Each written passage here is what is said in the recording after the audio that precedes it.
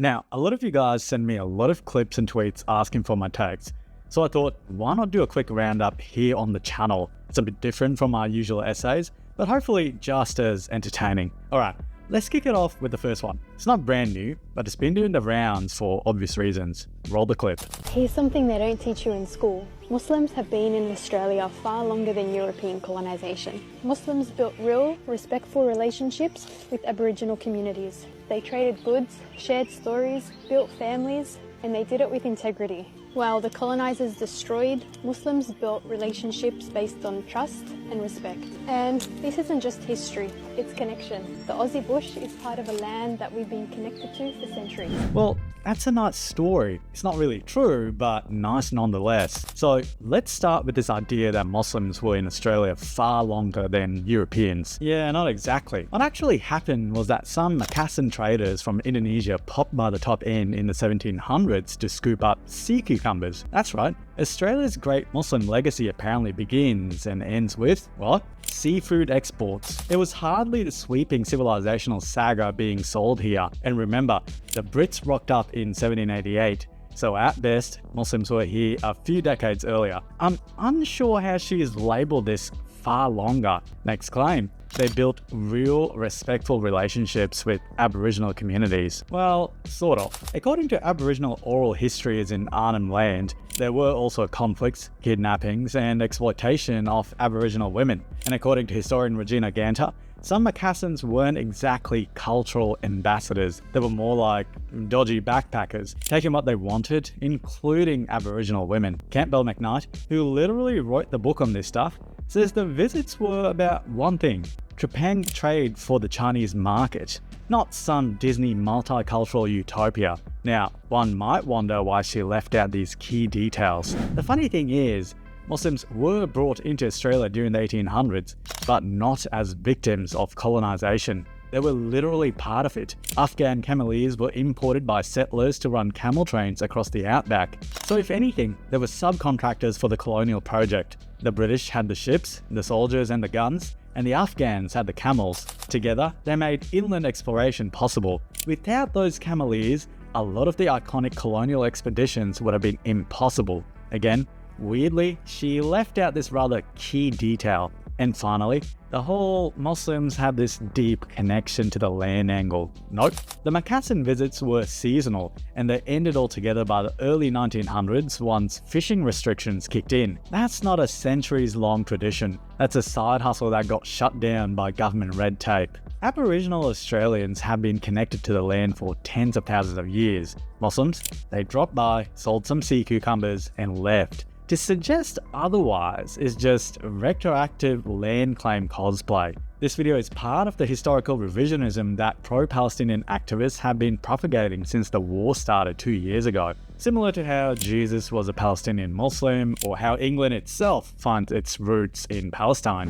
Okay, let's move on to the next clip, this time from Scotland. And inshallah, time will come that there will be a law in place all over the world that there can be no disrespect to our beloved Holy Prophet Hazrat Muhammad Mustafa sallallahu alaihi wasallam. And lastly, I want to say, as brother Imam Qasim has said, that we love our beloved Prophet more than our parents, than our daughters, than our sisters, than our sons. So there is no way. The message is loud and clear from the people in Glasgow, Scotland, and 1.5 billion Muslims all over the world, that any disrespect to our beloved Prophet and any burning of Holy Quran will be unacceptable, intolerable, and the Muslims will not tolerate this. And inshallah, I am sure that we'll be able to pass the law with United Nations and with European Union that in future, if anybody commits this crime,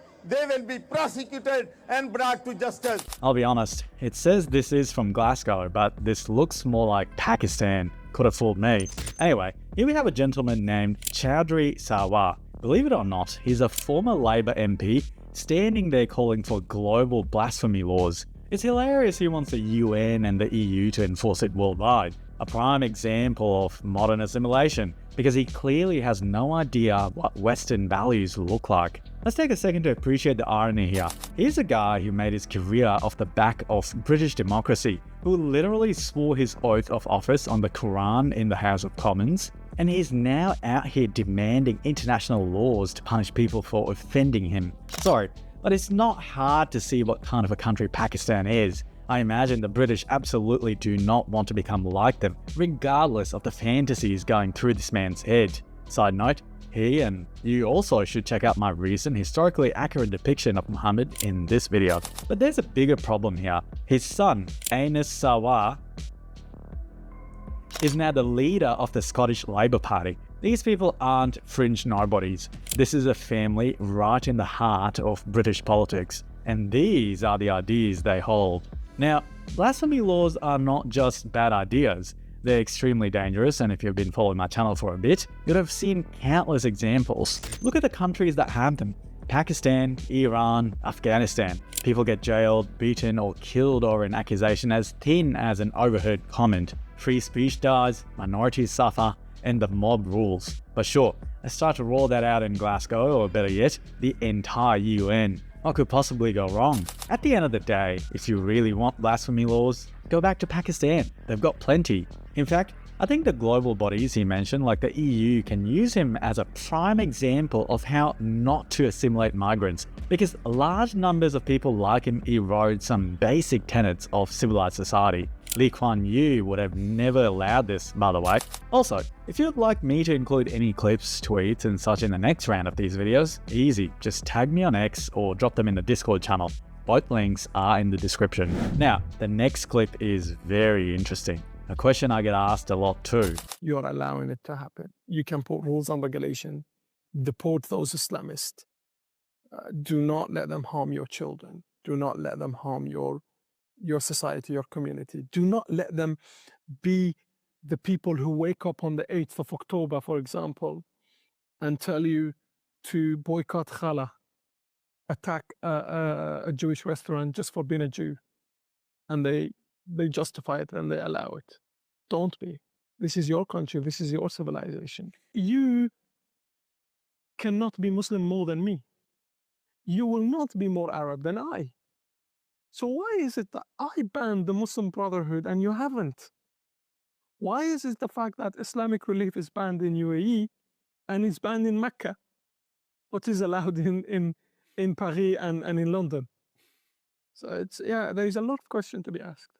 That was Amjad Taha basically saying, look, if the UAE can ban the Muslim Brotherhood and Hizb-ut-Tahrir, why can't Western countries do the same? And he's not wrong that these groups are here. You'll find Muslim Brotherhood networks, Hizb-ut-Tahrir rallies, little youth organizations that are basically Islamist front groups, all operating openly in the UK, France, Australia, Canada, you name it. They slap a nice label on it like charity or community group, but we all know what they really are. Now, the answer to his main question actually isn't too difficult. The UAE can ban these groups because, well, the UAE is an authoritarian state. They don't have to ask for permission.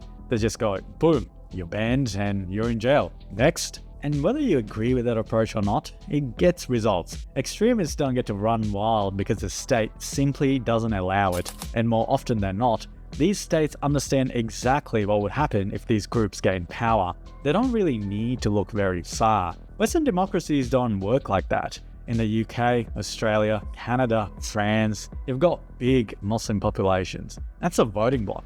That's political power. And no government wants to pick a fight with hundreds of thousands of voters. Add to that the fact that a lot of these people are second or third generation. You can't just deport them, they're citizens. So suddenly, clamping down isn't that simple. As an example, when the grooming gang scandal was happening, the UK's Muslim population was just around 3 to 4%, and yet it was covered up on an industrial scale by the people in charge. As I often say, you don't need 10 to 20% to exert significant influence on the government. Just grow sectarian voting blocks in certain key electorates and you wouldn't believe the amount of influence you suddenly have. Trust me, I couldn't believe this either until rather recently. The other problem? In democracies, you should be able to speak openly about extremism. But try it. Critique of these groups are conflated with racism and Islamophobia. Otherwise, people prefer just not to, precisely to avoid these labels. I've spoken about how in the UK, they now have blasphemy laws in disguise to protect Islam, and in Sydney here in Australia, believe it or not, there's a hotline you can call to report Islamophobia, which more often than not is probably someone just saying Muhammad's wife was 6 or something like that. And so these groups get the best of both worlds. They can say whatever they like under free speech, but if you criticize them, you're the one who's silenced. So yeah, as for Amjad's question, the answer is pretty simple. Because democracy is messy, politicians are spineless, and Islamists know exactly how to game the system. They now have the numbers, and you're now seeing the real consequences of the paradox of tolerance, and perhaps a key weakness of democracies. These people are not dumb. They'll play the free speech card all day long until the day they have enough influence to take that card out of your hand. Alright, now to the next clip. Taylor Swift's engagement. Nah, I'm just joking. I wouldn't do that to you. We are actually going to end it right here. I hope you enjoyed this format. Let me know if you did. And if you'd like to see more of me in videos rather than just hearing my voice in the usual ones. Hey, you made it to the end. As always, don't forget to subscribe, turn on notifications, and give the video a thumbs up. It really helps. A massive thank you to all my channel members and Patreon supporters. You're the reason I can keep making content like this. If you want to support the channel, consider joining the crew. Just hit the join button below or head over to Patreon. Even a small pledge goes a long way, and I would genuinely love to have you on board. Thanks for watching, and I'll see you in the next one.